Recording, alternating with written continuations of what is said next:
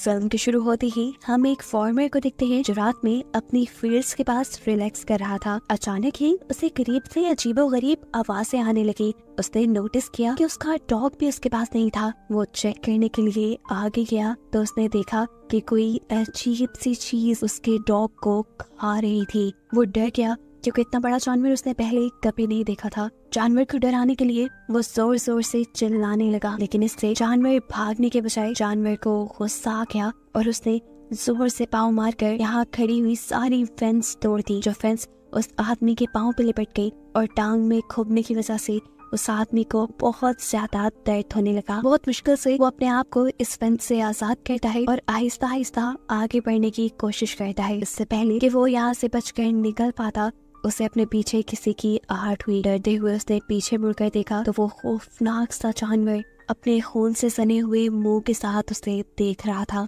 वो फार्मर डर गया और वो जानवर उसे खींचते हुए अंधेरे में ले गया और बाद में उसे मार डाला। अब सीन कट होकर हमें एक कपल को दिखाया जाता है जो जंगल में कैंपिंग के लिए आया हुआ था। लड़का जब कुछ करने के लिए कैंप से बाहर निकलता है तो कुछ ही देर बाद उसकी वाइफ को लड़के की चीखने चिल्लाने की आवाज़ें सुनाई देती है।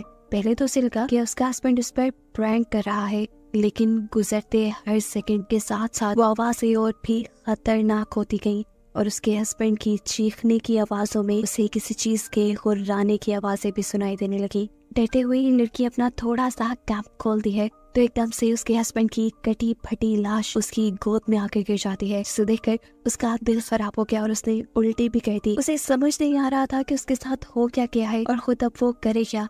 इससे पहले कि वो यहाँ से भागने का कोई प्लान बना दी, वो क्रिएचर, वो बड़ा सा जानवर अपने खून से सने मुंह के साथ उसके ऊपर भी हमला करके उसे भी मार देता है। उसके चिल्लाने और जानवर के गुर्राने की आवाज दूर दो आदमी भी सुन रहे थे जो कि कैंपिंग करने के लिए जंगल में आए थे।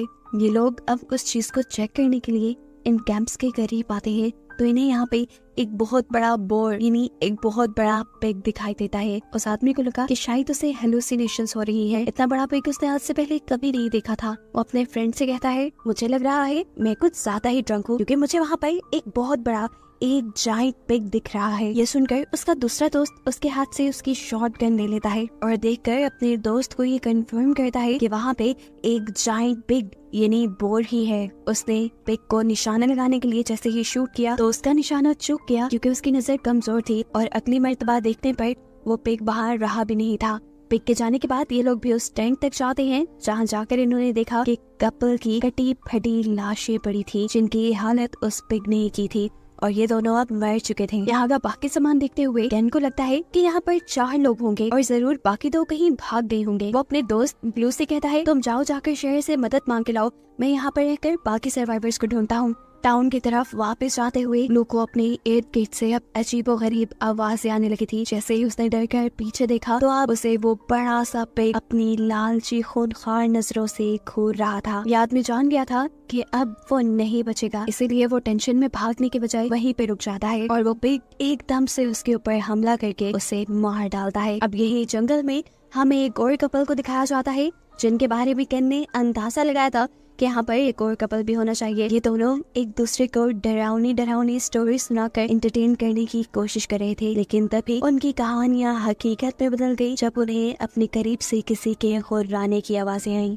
हस्बैंड जब चेक करने के लिए कुछ आगे गया तब तो उसे कुछ नजर नहीं आया, लेकिन जैसे ही वो पीछे मुड़ा तो उसने देखा कि एक बहुत बड़ी सी क्रिएचर ने यानी उसी पिग ने उसकी वाइफ के ऊपर हमला कर दिया था। अब पिग उस लड़की के ऊपर हमला करने के बाद अपने बड़े से दांत उस लड़की की बैक में स्टैप करते हुए उसे हवा में उठा लेता है और ये सीन इतना ज्यादा क्रीपी था कि देखने वाला उसका हस्बैंड भी डर गया।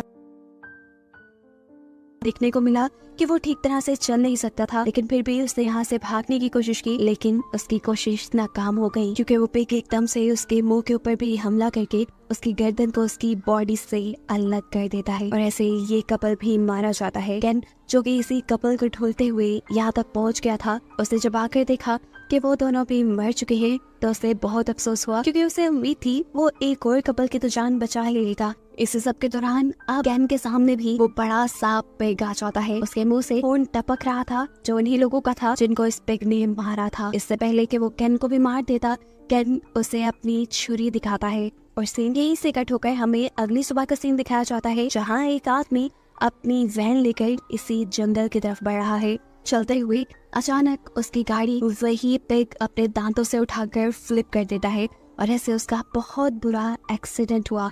इस गाड़ी के एक्सीडेंट की आवाज दूर तक फैली और हमें दिखाई दिया कि जो भी इस कार में था उसकी सिस्टर की फैमिली यही करीब कैंपिंग करने के लिए आई हुई थी और वो ये बात जान गए कि जरूर ये उसकी भाई की कार का एक्सीडेंट हुआ है। इस आदमी का नाम था बर्नी। अब वो लड़की अपने हस्बैंड और अपने सन इन लॉ को अपने भाई की खबर लेने के लिए भेजती है। देखने को मिलता है कि बर्नी को ज्यादा चोट नहीं आई थी, लेकिन उसकी कार का बहुत बुरा हाल हो गया था और उसकी कार के पीछे उसे कुछ बाल भी नजर आ रहे थे, जिसका साफ मतलब था कि उसकी कार पर किसी जानवर ने हमला किया था। वो इस कार से बाहर निकलना चाह रहा था, लेकिन उसका डोर बहुत बुरी तरह बंद हो गया था, इसलिए मुश्किल से पाँव मार मार कर वो अपनी कार को खोल देता है।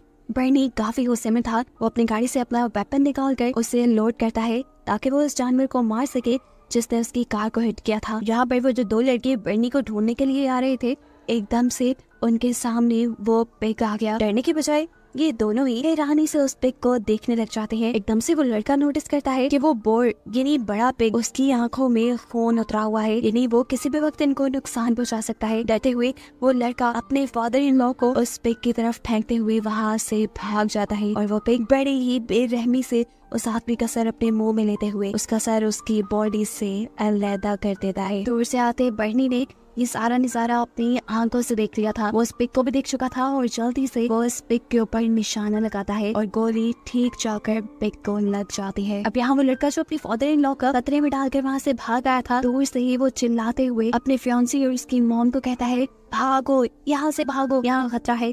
लेकिन कोई उसकी बात भी यकीन नहीं करता। वो लड़की उसे अपने डैड के बारे में पूछती है। वो लड़का बताता है कि उसके ऊपर एक बहुत बड़े बॉर ने हमला कर दिया है और वो मर गया है।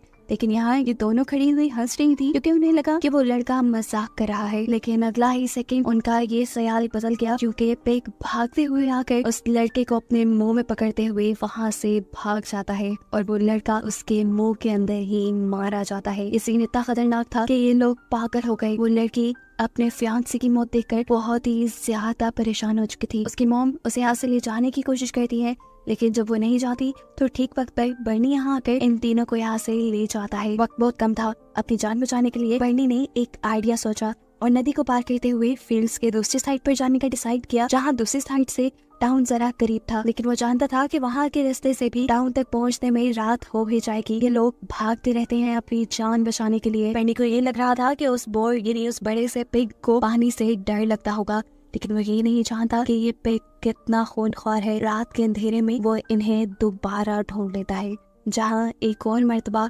उसे अनएक्सपेक्टेडली देखकर इन सब की जान निकल जाती है और वो बोर इनके एक साथी के ऊपर हमला करके उसे खा जाता है। वो तो मर गया था, लेकिन इन्हें भागने का मौका मिल गया। बर्नी की बहन अपने बेटे की मौत से बिल्कुल टूट रही थी, लेकिन बर्नी उसे जबरदस्ती लेकर भागता है और यहाँ उनकी किस्मत चल जाती है। करीब ही उन्हें एक लकड़ी का बना हुआ शेल्टर मिल जाता है, जिसके अंदर जाकर ये लोग थोड़ा सा सुख का सांस देते हैं। यहाँ पर आकर बर्नी की बहन और उसकी बेटी दोनों ही टूट चुके थे, क्योंकि अब तक उन्होंने अपने 3 खास लोगों को खो दिया था इस ट्रिप में। बर्नी जब अपनी बहन को सहारा देने के लिए करीब आता है तो उसकी बहन उल्टा उसे ही ब्लेम करने लगी कि ये सब तुम्हारी वजह से हुआ है। तुम इतनी बॉडी बनाने के बावजूद भी अपने भांजे को नहीं बचा पाए, तुम कायर हो। फिर ये रोना धोना कुछ देर तक से चला, लेकिन फिर पूरे दिन की थकान ने इन्हें सुला ही दिया। कुछ देर बाद दोबारा इनकी आंख खुल गई क्योंकि ठंड बहुत ज्यादा बढ़ गई थी। बर्नी उनको सुकून देने के लिए बाहर से कुछ लकड़ियां लाने का डिसाइड करता है, जिसे लोग जलाकर यहाँ का टेम्परेचर थोड़ा बेहतर कर सकते थे। लेकिन जैसे ही बर्नी ने दरवाजा खोला तो वो बोर जो शायद इसी इंतजार में था कि कब बर्नी दरवाजा खोले और वो अंदर आए। वो बोर एकदम से पूरा दरवाजा तोड़ते हुए इनके कैबिन के अंदर आ जाता है। लेकिन इस मर्तबा बर्नी पहले से ही इस बोर के ऊपर काफी गुस्से में था। उसे काफी गिल्ट था क्योंकि उसके होते हुए उसके भांजे की मौत हो गई थी। वो ये सारा गुस्सा इस बोर के ऊपर निकालता है और बहादुरी से अपना चाकू निकालते हुए कई मर्तबा उस बोर की गर्दन में स्टैब कर देता है। लेकिन इस हमले से बोर को ज्यादा खास कुछ हुआ नहीं। इस वक्त पर बर्नी की बहन और उसकी बेटी भी निकल कर बर्नी के पीछे आ गई। बर्नी ने उनसे कहा, भागो यहाँ से, मैं बोर को तुम्हारे पीछे रोकूंगा। ये सुनते ही वो दोनों यहाँ से भाग जाती हैं और बर्नी एक और मर्तबा उस बोर पर हमला करता है। लेकिन इस मर्तबा इस बोर ने भी अपनी सारी ताकतें दोबारा इकट्ठी कर ली थी, क्योंकि इस मर्तबा वो बर्नी को अपने दांतों के जरिए उठाकर दूर फेंक चुका था। इस हमले की वजह से बर्नी का चाकू भी गुम हो चुका था और अब उसके पास कोई वेपन नहीं था इस बोर से लड़ने के लिए। बर्नी हिम्मत नहीं हारता और उठकर जोरदार पंच उस बोर को मारता है, जिसके जवाब में बोर उसे उठाकर उसी कैबिन के अंदर फेंक देता है। जिस छोटे से कैबिन के अंदर बर्नी पहले छुपा हुआ था, अब पिग उसके ऊपर आ चुका था और उसे बस मारने ही वाला था। लेकिन यहाँ पर बर्नी ने अपनी सारी ताकतों को जमा करते हुए जहानत से उसके नीचे से निकल आया।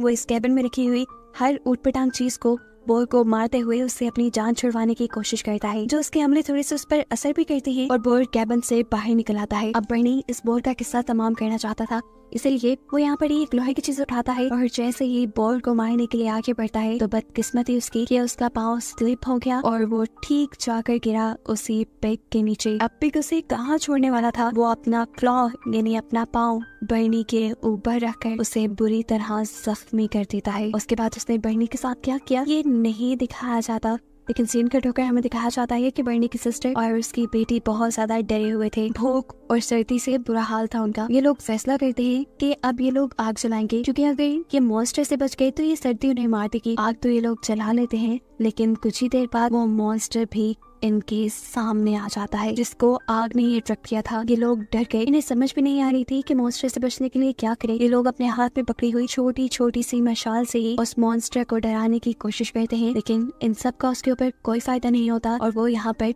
बर्नी की बहन की टांग पकड़ लेता है। इससे पहले कि अब ये बोर इन दोनों को मार देता, दूर से एक तेज रोशनी इन सब की आंखों को धुंधला कर देती है। बोर भी उसी रोशनी की तरफ देखता है और वो रोशनी तेजी से आकर उस बोर को हिट कर देती है। हमें पता चलता है ये एक कार थी जिसने इन लड़कियों की जान बचाने के लिए उस बॉल को आकर हिट किया था। इस लड़की का नाम था साशा, जो कि मूवी के शुरू में दिखाए जाने वाले ओल्ड मैन की बेटी थी और वो अपने डैड को ही ढूंढने के लिए इस टाइम यहाँ आई थी। देखने को मिलता है कि वो बोर अब खड़ा नहीं हो पा रहा था, क्योंकि इस हमले की वजह से उसके जिस्म की कई हड्डियां टूट चुकी थी, लेकिन वो अभी भी जिंदा था। तब बर्नी की सिस्टर अपनी फैमिली मेंबर्स की मौत का बदला लेने के लिए साशा की कार से एक गन निकालती है और धड़ाधड़ का ये फायर उसके ऊपर कर देती है, लेकिन ये बोर अभी भी नहीं मरता। तब उसकी बेटी उसके हाथ से गन लेती है और एक निशाना उस बोर की आंख पे लगाती है। इसके बाद हमें देखने को मिला कि वो बोर गिर चुका था, उसने हिलना बंद कर दिया था, शायद वो मर गया। ये लोग अब और खतरा मोल नहीं ले सकते थे। जल्दी से ये लोग साशा की कार में बैठते हैं